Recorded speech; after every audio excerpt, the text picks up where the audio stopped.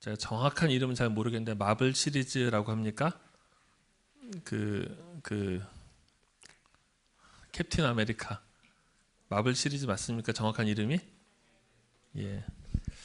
제가 그 마블 그 시리즈를 처음 본 게 그 시빌 워라고 하는 그 시리즈였습니다. 저는 사실 그 전까지 저는 이렇게 영화를 잘 안 보는 사람인데요. 어, 그게 그렇게 많이 하고 있다는 것도 몰랐고 연속으로 시리즈라는 것도 몰랐어요. 그러다가 예전에 이제 그 목사님들 이제 동역자들과 같이 이제 놀러 가가지고 밤에 뭐 할까 하다가 야 이거 같이 봅시다 이렇게 해가지고 이제 그 목사님들끼리 시빌 워를 보러 가게 되었습니다. 사실 여러분 저는 그 시간에 그 옆에서 하고 있는 동주가 너무 보고 싶었어요. 동주도 못 봤지만 정말 보고 싶었는데 또 사실 여러분 극장이라는 데가 그렇지 않습니까? 같이 들어가서 손잡고 뭐 하는 것도 아니고 같이 가는 게 중요한 게 아니잖아요, 그렇죠? 근데 이렇게 분위기가 이렇게 거기서 나 동주 보러 갈래 이러면은 뭔가 이렇게 그냥 이렇게 이단이 되는 느낌도 들고 이래서 꾹 참고 봤습니다. 여러분 저는 이해하기가 좀 어려웠어요. 그 막 배경 스토리가 막 이렇게 이전의 스토리들이 막 있잖아요. 이전의 스토리를 따라잡는 것도 어려운데 무조건 하여튼 때려 부수는 거는 재밌긴 한데 알고 때려 부숴야 되잖아요. 근데 제가 봤던 이 마블 시리즈가 또 난해했던 게 뭐냐면은 선과 악의 구도가 명확하게 싸워야 되는데 지들끼리 싸우는 거예요. 여러분 그거 아십니까? 이번 이게 자기들끼리 싸우잖아요. 그러니까 캡틴 아메리카랑 또 아이언맨 이렇게 갖고 한 편을 이뤄가지고 그 싸우는 걸 보면서 이게 도대체 무슨 싸움일까? 그리고 막판에 어떻게 이렇게 뭐 화해를 하는 것 같긴 한데 좀 이해가 안 됐습니다. 이해가 안 됐는데 뭐 그리고 나서 이제 두 번째는 이제 인피니티 워를 제가 좀 보게 됐어요. 인피니티 워는 그 좀 스토리가 좀 잡히더라고요. 이제서야 지금 얘네들이 뭘 위해서 싸우고 있는지 뭐 이게 좀 그림이 좀 그려지더라고요. 우리가 스토리 라인이 확실하게 그려지지 않은 상태에서 어떤 영화를 보면은 볼 수는 있습니다. 그리고 보면서도 재미가 있고 묘미가 있을 거예요. 그런데 예를 들어서 제가 시빌 워라고 하는 것과 인피니티 워를 전체의 스토리 라인이 어떻게 되어가는구나를 감을 잡고 이젠 그걸 보니까 그걸 또 이해하니까 이제 좀 뭔가 좀 이렇게 감이 새롭게 오더라고요. 저는 그래서 여러분들이 성경을 읽어가실 때 성경 자체의 메시지와 본문도 참 중요한데요. 그 본문 전체를 이루고 있는 쉽게 말하면은 숲이죠, 숲. 어떤 숲인가를 보는 것 굉장히 중요하다고 생각합니다. 오늘 우리가 읽은 이 본문은 제가 이제 아브람 스토리를 우리가 같이 나누겠다고 말씀을 드렸잖아요. 아브람 스토리의 사실은 큰 숲을 제공해 줍니다. 이게 지금 어떤 맥락 속에서 아브람이라는 뭐 어쨌든 주인공이죠. 한 명한테 이제 우리가 스팟라이트를 비추는 거잖아요. 그러면 이 한 명한테 왜 주목을 하는가 하는 것을 오늘 이 본문이 설명을 해줍니다. 자, 그 관점에서 우리가 한번 창세기 11장을 보도록 하겠습니다. 창세기 11장 우리가 방금 읽으신 것처럼 두 부분으로 우리가 생각할 수 있습니다. 9절까지는 한 바벨탑 사건이 있고요. 10절부터는 족보 이야기, 계보 이야기가 쫙 이어집니다. 약간 지루할 정도로 이어지죠. 자, 이 두 가지 이야기가 11장을 구성하고 있는데 이 11장을 조금 더 멀리서 보면은 11장은 10장의 사건에 대한 결과가 아니라 10장의 사건들을 설명하는 부분이라는 것을 알 수 있어요. 자, 그럼 여러분 10장에서는 어떤 일이 있을까요? 10장에서는 여러 셈과 함과 야벳, 이 노아의 후손들이죠. 10장 1절을 보시면은 노아의 아들 셈과 함과 야벳의 족보는 이러하니라. 홍수 후에 그들이 아들들을 낳았으니 하고 야벳의 후손들, 함의 후손들 쫙 후손들이 이어져요. 그럼 우리가 후손들을 읽다 보면은 익숙한 이름들이 이렇게 막 들어옵니다. 예를 들어서 6절 보시면은 구스, 미츠라임, 뭐 가나안 이런 식으로 아들들의 이름인데 구스는 에티오피아입니다. 미츠라임은 애굽입니다. 가나안은 우리가 알고 있는 그 가나안입니다. 그러니까 각 지역과 족속의 조상들이 이젠 거명되기 시작하는 거예요. 11절에 보시면 아수르, 니느웨가 나오지요. 그리고 14절에 보면 블레셋도 나오고요. 15절에 시돈과 헷도 나오고, 우리가 알고 있는 이 사람들 19절에서는 소돔과 고모라, 고대 근동의 지금 무대가 되는 다양한 지금 민족들이 어떻게 퍼져나가고 있는지를 보여주는 겁니다. 자, 여러분, 그러면은 우리가 시간 순으로 읽으면 10장 다음에 11장에서는 그들이 살아가고 있는 이야기가 나와야 되겠지만 11장 1절부터 9절은 어떻게 이렇게 민족들이 다 제각기 흩어지게 되었는가 하는 배경사건이 11장 1절에서 9절입니다. 자, 우리가 그 배경이다라고 하는 것을 보고 본문을 읽어보면 좋을 것 같고요. 그래서 우리가 10장 25절 그것만 잠깐 보겠습니다. 10장 25절 보시면은 21절부터는 셈의 계보입니다. 셈의 계보인데 25절에 보시면 에벨은 두 아들을 낳고 하나의 이름을 벨렉이라 하였으니 그때의 세상이 나뉘었으며 벨렉의 아들 아우의 이름은 욕단이며. 자, 에벨의 아들 중에 하나가 벨렉이라고 합니다. 벨렉이라는 이름의 뜻은 거기 난하주에 보시면은 나눔이라고 되어 있죠. 나눔인데 이 나눔은 좋은 의미의 나눔이 아니라 세상이 지금 흩어지게 된 나눔입니다. 자, 그러면 이때가 나눠지게 된 시점이라는 것입니다. 이 나눠지게 된 시점, 이 사건이 11장 1절부터 9절의 사건인 것이죠.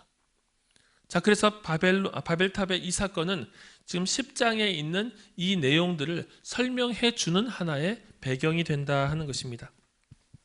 그리고 나서 11장 10절부터 셈의 족보가 다시 나오는데 이것은 이제 아브라함 스토리로 넘어가는 다리 역할을 합니다.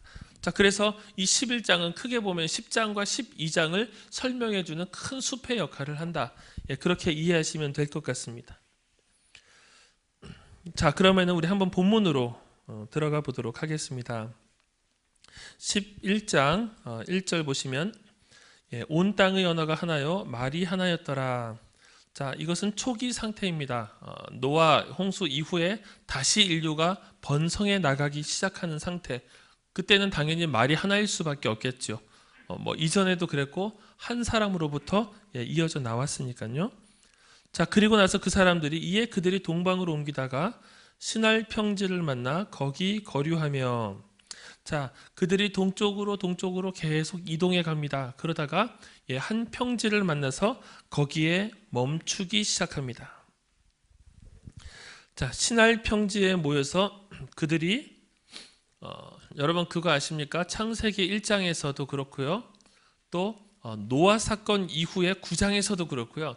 하나님께서 인간들에게 주신 명령이 있습니다. 그 명령은 무엇이냐면은 온 땅에 충만하라. 그러니까 퍼져나가라는 거예요.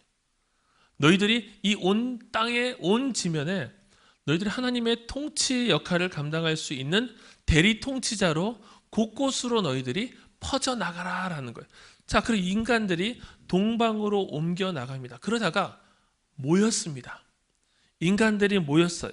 자, 인간들이 하나님께서 퍼져나가라라는 그 명령을 인간들이 어기고 모여가지고 무엇을 하는지 한번 봅시다. 그들이 하고 있는 것은 3절에 나와 있습니다. 그들의 의도죠. 어떤 의도입니까? 자, 벽돌을 만들어 견고히 굽자. 이에 벽돌로 돌을 대신하며 역청으로 진흙을 대신하고. 자, 벽돌로 돌을 대신하고 역청으로 진흙을 대신하는 것은 무엇입니까? 이들에게 기술적인 진보가 이루어졌음을 이야기하는 거죠. 자연적인 재료였던 그 돌과 그리고 진흙을 가지고 뭔가를 짓는 이 건축술은 한계가 있는데 이들이 벽돌을 만들기 시작했어요. 벽돌을 만들고 또 역청이 타르 같은 건데요. 역청을 가지고 이 진흙을 대신해서 이 건축을 시작합니다. 자, 이런 식으로 건축술의 발달이 인공적으로 만들어낸 2차 재료가 되는 거죠. 1차 원료를 가지고 가공을 해가지고 만들어낸 건축의 자재들. 그것을 가지고 이들이 지금 무엇인가를 꾸미고 있습니다. 그게 뭡니까?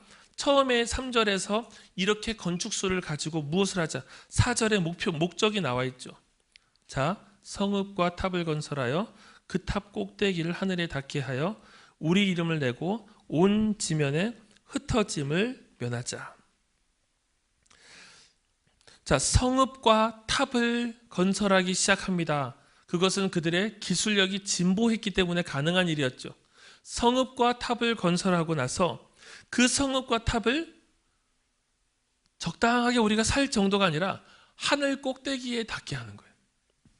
하늘 꼭대기에 닿을 만큼 아주 높게 세우고, 그리고 나서 최종적으로 그렇게 해서 뭘 하고 싶은가?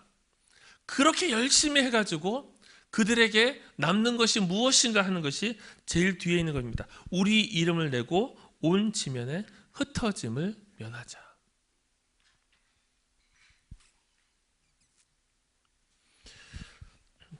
이름을 낸다고 하는 것, 흩어짐을 면한다고 하는 것, 이것은 달리 표현한다면 흩어짐을 면하는 것은 그들의 안전의 욕구라고 할 수 있습니다.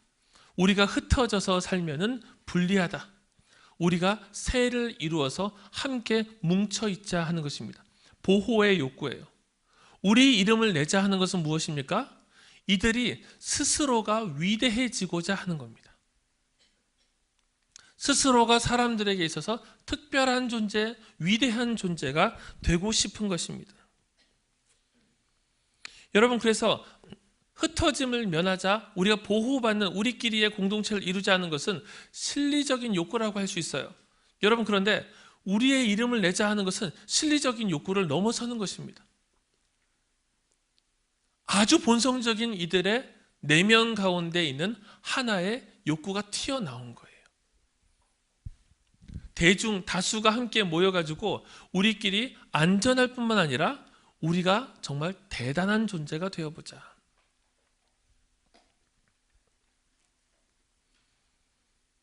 그들은 자신의 노력으로 이 땅에 새로운 왕국의 모형을 지금 세우고 있는 거예요. 하늘 끝까지 높아지는 그러한 탑을 만들고 싶었던 거죠. 이때 당시에는 이 바벨탑을 쌓을 이 무렵의 배경 속에서는 사실 우상 숭배나 다른 신들을 섬기는 것이 있었겠지만 그것이 지금 여기에 딱히 등장하진 않습니다.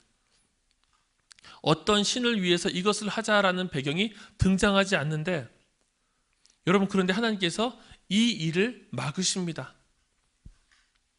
왜 그렇습니까? 우상을 섬기고 다른 신을 섬기는 것만이 우상 숭배의 범주가 아니라 이들은 우상 숭배의 가장 근본적인 원형적인 행동을 하고 있어요. 우상 숭배의 원형은 무엇입니까? 신을 섬기고 싶고 신을 높이고 싶어서 우상 숭배를 하는 것이 아니라 우상 숭배의 원형은 자기 숭배입니다. 나의 필요와 나의 관심사를 위해서, 나의 안위를 위해서 신을 찾는 거예요. 가장 원형적인 행동을 하고 있는 거죠. 이 바벨탑이라는 것은 우상의 이름이 등장하지 않지만 인간 본성 가운데 있는 자기 숭배의 욕구가 투영된 상징물입니다. 그리고 그 욕구가 투영된 이 상징물 안에, 이 탑과 이 성읍 안에, 이 우리가 내건 깃발 안에 모여야 너희들은 안전을 보장받는다. 너희들은 위대한 존재가 될 수 있다. 이것이 국가와 민족이 갖고 있는 이 자기중심적인 성격의 일면이죠. 우리끼리 함께 서로가 보호받는 존재가 되자. 그리고 우리가 높은 존재가 되자. 여러분, 이 사건을 우리가 보면서 우리는 창세기 2장과 3장을 떠올려야 됩니다. 인간의 범죄가 본질상 아주 유사하게 맞닿아 있는 거예요. 어떤 본질입니까? 하나님 없는 존재가 되고 싶어 하는 것.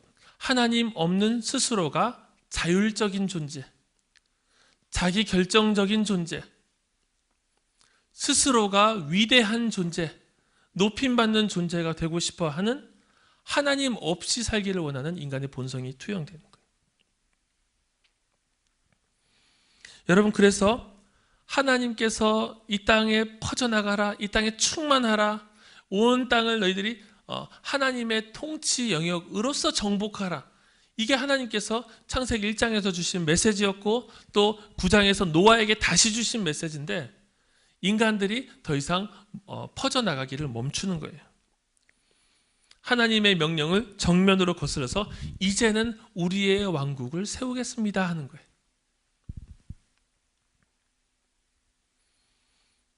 창세기 2장과 3장의 인간의 범죄와 맞닿아 있는 이 바벨탑의 성격은 여러분 사실 우리가 지금 살아가고 있는 이 도시의 성격과 별반 다르지 않습니다.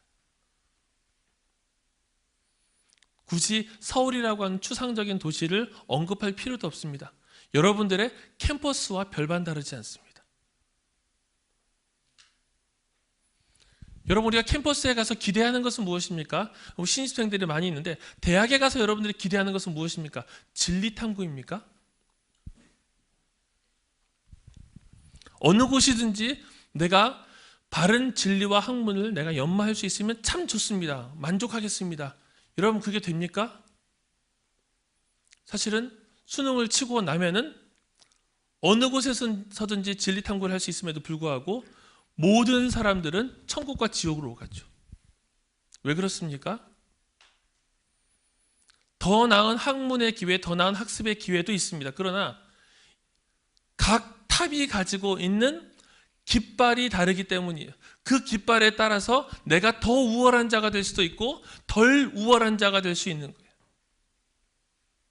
더 안전을 보장받을 수도 있고 더 안전을 보장받지 못하고, 혹은 내가 다른 사람들 앞에서 창피할 수도 있는, 이게 지금 이 사회 속에서 이 캠퍼스라고 하는 탑입니다.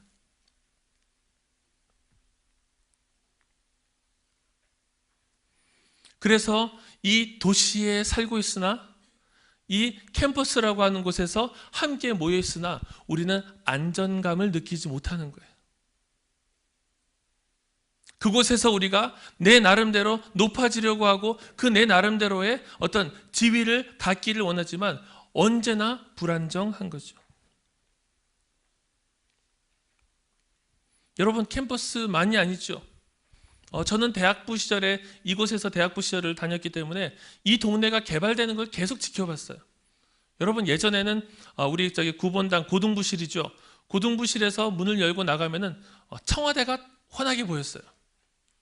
청와대가 환하게 보였다는 얘기는 이 사이에 우리 교회보다 높은 건물이 거의 없었다는 얘기죠. 근데 하나둘씩 아파트가 지어지기 시작했습니다. 아파트가 지어지니까 홍보를 해야 되겠죠. 어떤 그 아파트 단지가 생기면서 홍보를 했습니다. 제가 지나가다가 광고 문구를 보고 정말 화가 났어요. 어떤 문구였냐면요, 근본이 다른 터에 근본이 다른 당신을 모십니다. 뭔지 아시겠습니까? 이 광화문이라고 하는 근본이 다른 터에 근본이 다른 당신을 모십니다. 여러분, 분노 안 하시나요? 예. 저는 너무 그게 분노가 됐어요. 이 아파트 하나가 도대체 뭐길래 근본이 다른 사람들만 모시는 아파트가 되었지? 여러분, 그 당시에는 그게 그냥 독특하게 한번 지나가는 광고였겠죠. 여러분, 그런데 지금 초등학생이나 중학생이나 이런 친구들 사이에서 회자되고 있는 말들 아시죠? 아파트를 중심으로 친구들이 달라진다는 거 아시죠? 어떤 아파트에 살면은 임대 아파트에 있으면은 막 다른 사람들이 막 놀지 말라고 하고, 이 지금 아파트와 어디에 살고 있느냐, 어떤 형편에 살고 있느냐를 가지고 이 도시가 계속해서 끊임없이 배제와 포용을 반복하고 있는 거예요. 내 뜻과 맞고 나를 이롭게 해줄 사람들은 끌어안습니다. 우리가 함께 모이자. 나에게 손해가 되는 사람들은 과감하게 배척해버립니다.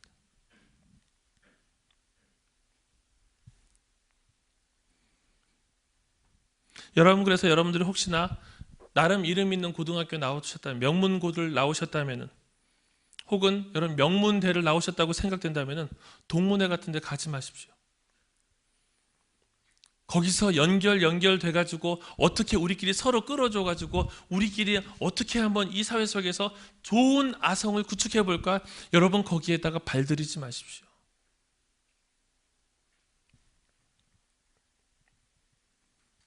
하나님께서 그 탑을 쌓는 모습을 보시고 하신 일이 무엇입니까?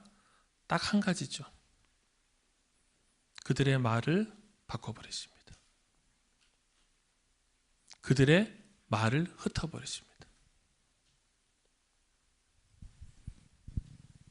인간의 기반이라고 하는, 인간이 쌓아가고 있는 이 위대함이라고 하는 것이 얼마나 초라한가를 보여주는 거예요. 하나님께서 말 하나를 흩어버리시니까 그들이 하고 있던 모든 일들이 멈춰집니다. 그들은 흩어질 수밖에 없었어요. 말이 통하지 않으니까. 여러분, 인간이 이런 존재입니다. 지지난주인가요? 미세먼지가 굉장히 많았던 날이 있었죠. 한 며칠 동안이 많았었죠. 제가 웬만해서는 미세먼지에 이렇게 불편함을 안 느끼는데 정말 미세먼지가 많으니까 공포가 찾아오더라고요. 자다가 갑자기 제가 공기청정기를 제 방에 들여놨어요. 아이들이랑 같이 자고 있는데 야, 이거 안 되겠다, 이거. 미세먼지 하나가 우리의 호흡기를 위협해도 여러분, 우리는 위협을 느낄 수밖에 없어요. 우리는 지극히 취약한 사람들입니다. 숨이 조금만 막혀도 우리는 생명의 위협을 느끼죠. 이런 존재가 신적인 영광을 탐하고 있는 거예요. 신적인 영광으로 도달하려고 하는 거예요. 이건 정말 무서운 교만이죠. 영원한 존재가 되려고 하고 영원한 업적을 남기려고 하고 영원히 기억되려고 하는 거예요.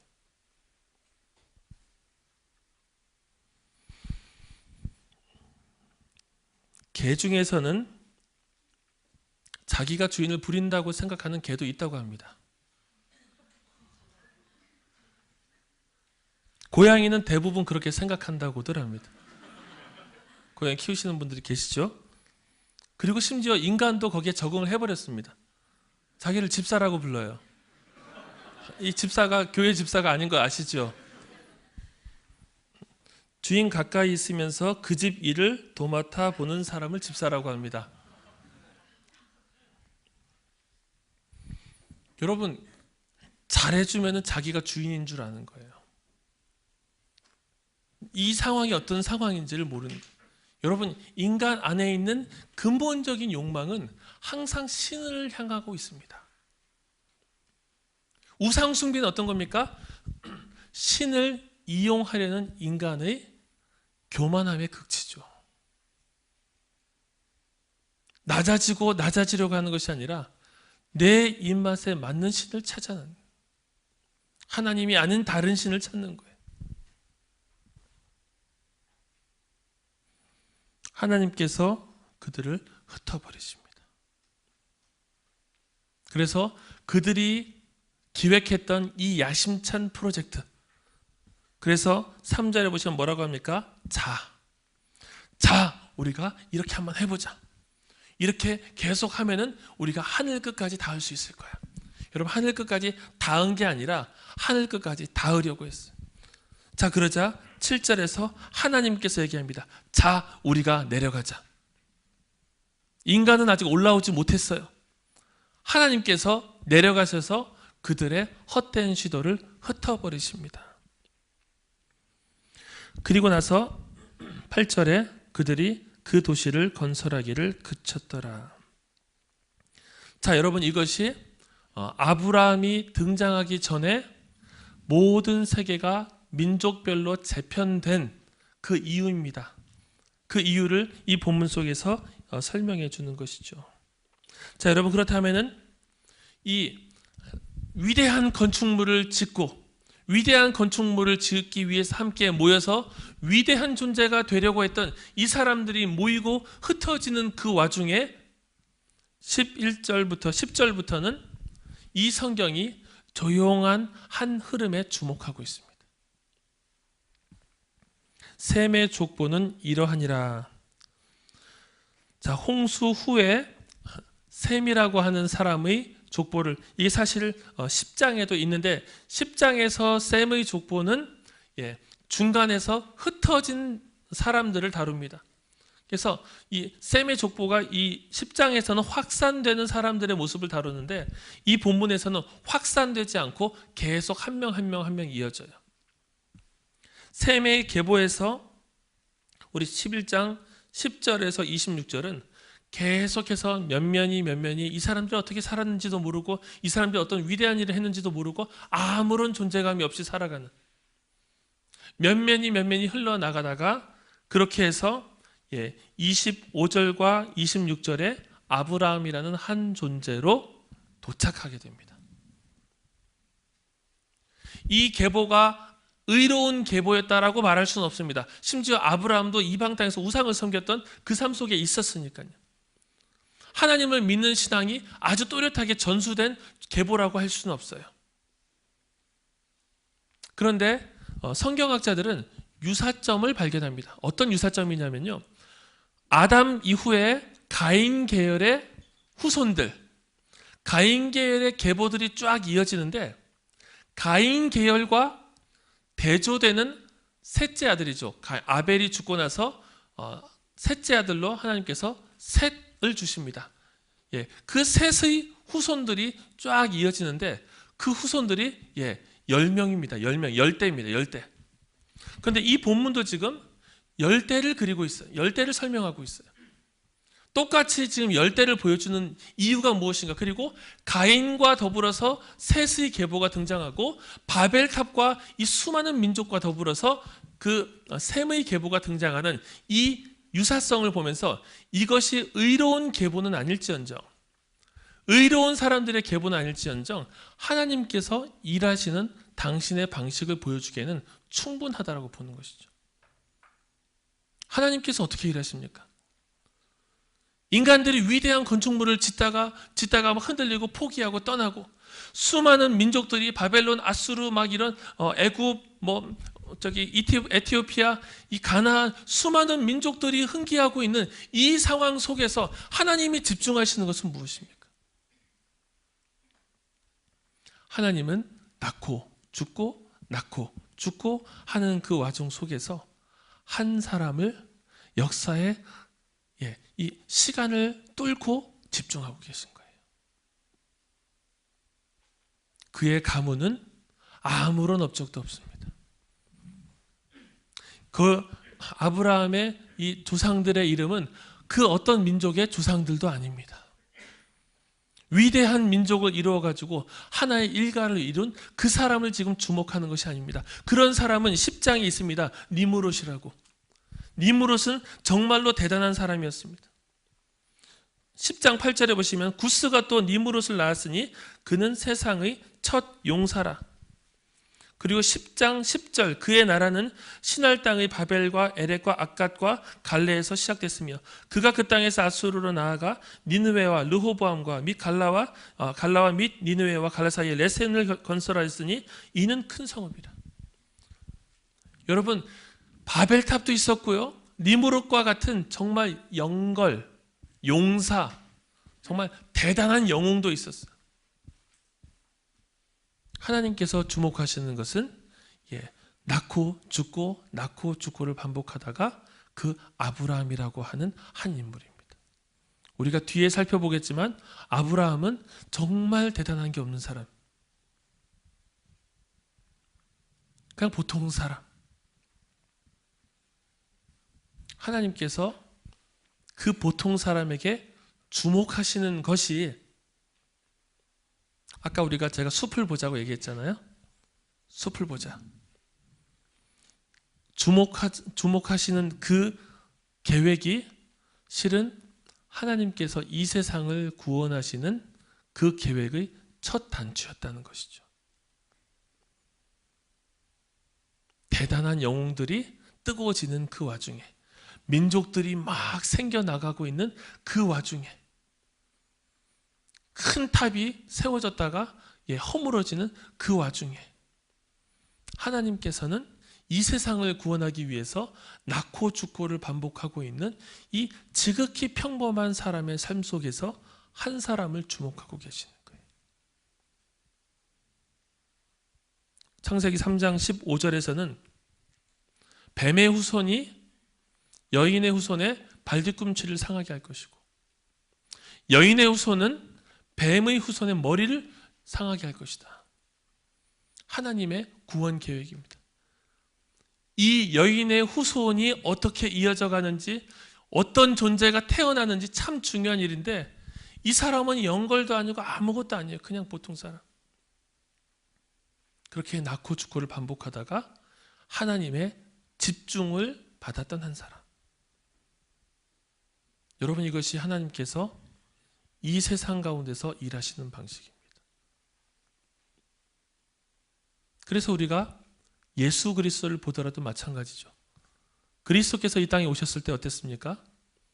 여러분들이 세계사를 공부해 보셨다면 그리스도께서 이 땅에 오실 그 무렵에 이 팔레스틴 이 반도는 전혀 주목받을 수 없었습니다.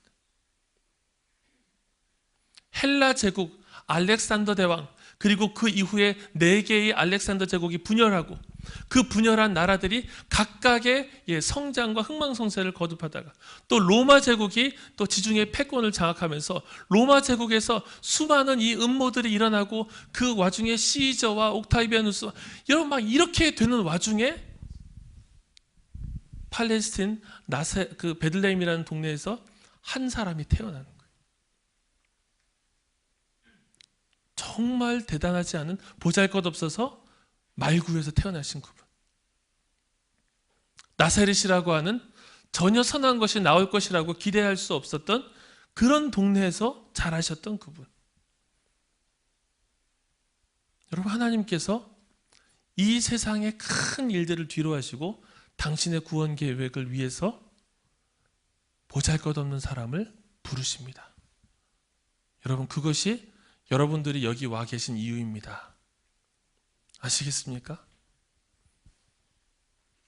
하나님께서 지금 이 시대, 이 캠퍼스, 이 세대를 회복하기 위해서 여러분들을 부르셨다고요. 정말 뭐 수석 합격하고 대단한 사람들이 모인 것이 아니라 우리가 부름을 받았어요. 지금도 하나님의 구원 계획 속에서 하나님이 부르시는 사람들이 그 사람들입니다. 고린도전서 1장을 보십시오. 형제들아 너희들을 돌아봐라. 문벌이 대단한 사람이 없고 훌륭한 사람, 드러낼 만한 사람이 없다. 그런데 이것이 하나님의 미련함처럼 보이지만 이 세상의 지혜보다도 훨씬 더 월등하다. 여러분, 이것이 하나님의 계획입니다. 우리가 그 부르심 가운데 여기에 있어요. 그래서 여러분, 우리는 이 세상에서 위대한 일을 하려고 애쓰지 않습니다. 이 세상에 위대한 업적을 남기려고 애쓰지 않습니다. 그것으로 하나님의 일이 평가받지 않기 때문이에요. 여러분, 그러나 이 안에서 예수 그리스도의 생명으로 변화되고 새 생명을 얻는 사람들이 나의 삶을 통하여서 나의 삶의 영역 속에서 계속해서 하나님을 알아가는 그 은혜와 하나님을 아는 그 지혜가 계속해서 확산되어 나갈 때 여러분, 하나님께서 그 일들을 통해서 이 세상을 구원하신다는 거예요. 여러분, 그래서 우리는 영웅을 기다리지 않습니다. 대단한 업적을 찬양하지 않습니다. 우리가 하는 것은 무엇입니까? 겸손히 매일의 삶에 그분의 뜻에 순종하고 동행하는 것. 나와 같은 사람을, 나와 같이 변변치 않고 보잘것없는 사람을 당신의 구원 계획에 초청하셔서 그냥 구원을 마시나 봐라 이게 아니라 구원 계획의 동반자로 우리를 불러주신 거예요. 여러분, 그래서 이 하나님의 계획과 하나님의 초점이 어떻게 향하는지를 알면은 우리는 예수님을 그냥 대충 믿을 수 없는 거예요. 어떻게 이 은혜와 이 고귀한 복음과 이 고귀한 사명을 하나님께서 나한테 낭비하시지? 나한테 이것을 부탁하시는 것은 낭비 아닐까? 하나님께서 그렇게 하기를 기뻐하십니다. 말씀을 맺겠습니다. 바벨탑과 민족들의 흥기 일어나는 그 와중에 하나님께서 집중하시는 작은 족보, 작은 계보. 여러분, 이것이 11장에서는 대조되고 있습니다. 대조되면서 우리는 자연스럽게 족보를 따라서 도착한 한 인물을 만나게 됩니다. 보통 사람 아브라함. 이제 우리가 아브라함 이야기를 제대로 들을 준비가 된 것입니다. 여러분, 우리는 역시 보통 사람입니다. 우리는 대단할 것이 없는 사람이에요. 그런데 하나님께서 우리를 그렇게 부르십니다. 너가 이 세상을 구원하는 나의 계획의 핵심 인물이 되어줘. 너가 아브라함처럼 네가 너의 삶을 통하여서 하나님과의 사귐을 통하여서 믿음의 경험을 통하여서 은혜를 통하여서 이 일을 나와 같이 해줘. 여러분, 한 학기에 우리가 아브라함 이야기를 들으면서 하나님께서 우리를 어떻게 부르셨는지, 그리고 이 땅 가운데 거류하는 이방인으로 어떻게 그분의 나라를 함께 살아갈 수 있는지 같이 배울 수 있기를 원합니다. 우리 같이 한번 찬양하고 기도하도록 하겠습니다.